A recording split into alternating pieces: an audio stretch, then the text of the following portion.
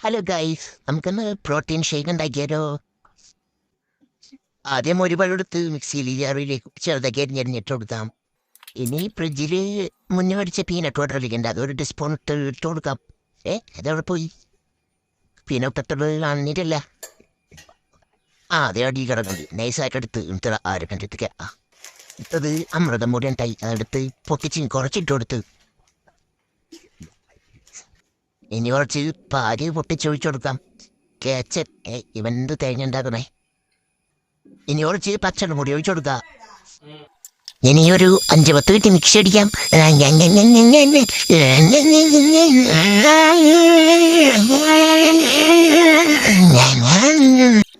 നമ്മുടെ protein shake ready ആയിട്ടുണ്ട്. ഇത് നമുക്ക് ഒരു കപ്പിലേക്ക് ഒഴിച്ചു കൊടുക്കാം. മിക്സി ജാറിൽ നിന്ന് ഫുള്ളും പോന്നിട്ടില്ല. അവന്നത് പോരാത്ത നമുക്ക് കുറച്ചിനാക്കി കൊടുക്കാം. ഒന്ന് വേസ്റ്റ് ആക്കാൻ പറ്റില്ല, പ്രോട്ടീൻ അല്ലേ. എന്താ ടേസ്റ്റ്! ഞാൻ ഉണ്ടാക്കിയോണ്ട് അറിയില്ല, ഒടുക്കത്തെ ടേസ്റ്റാ.